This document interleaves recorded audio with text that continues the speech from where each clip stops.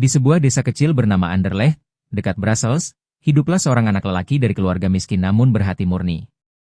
Namanya Guido, atau Guy, begitu sebagian orang memanggilnya. Hari kelahirannya tak pernah tercatat, tetapi jejak hidupnya meninggalkan cahaya yang tak pernah padam. Sejak kecil, Guido belajar dari orang tuanya bahwa kemiskinan bukanlah aib, melainkan jalan untuk mengandalkan Tuhan sepenuhnya. Ia menerima keadaan itu dengan sukacita, bahkan bercita-cita melayani mereka yang miskin, dengan kemiskinannya sendiri. Guido tumbuh menjadi pemuda yang tekun berdoa dan penuh kasih pada sesama.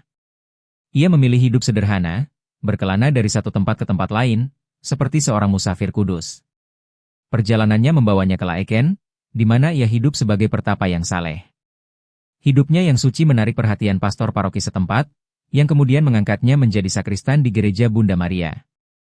Seperti Samuel di Bait Allah, Guido tinggal di rumah Tuhan. Menyiapkan altar, membersihkan gereja, menghiasi rumah ibadah, dan melayani misa kudus dengan hati penuh cinta. Umat mencintainya karena kerajinannya dan kerendahan hatinya. Bantuan demi bantuan datang dari orang-orang yang tergerak oleh kebaikannya. Semua uang itu ia salurkan kepada mereka yang lebih membutuhkan. Namun suatu hari, seorang saudagar kaya mengajaknya bergabung dalam usaha dagang, dengan janji keuntungan yang bisa membantu lebih banyak orang miskin. Guido setuju, dan meninggalkan tugasnya di gereja.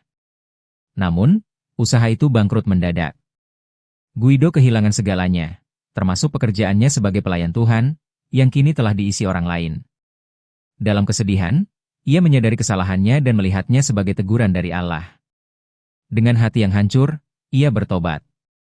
Sebagai penebusan, Guido memulai ziarah panjang ke Roma dan Tanah Suci, berjalan kaki, menanggung lapar, haus, dan sakit. 7 tahun kemudian, ia kembali ke kampung halamannya. Tubuhnya lemah karena penyakit yang diderita selama perjalanan. Tahun 1012, Guido berpulang ke rumah bapa. Namun kematiannya bukanlah akhir. Di makamnya, banyak orang mengalami mukjizat setelah berdoa.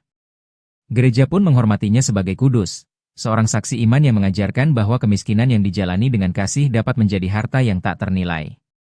Santo Guido tutup usia pada tahun 1012 di Anderlecht, tidak lama setelah ia kembali dari Yerusalem.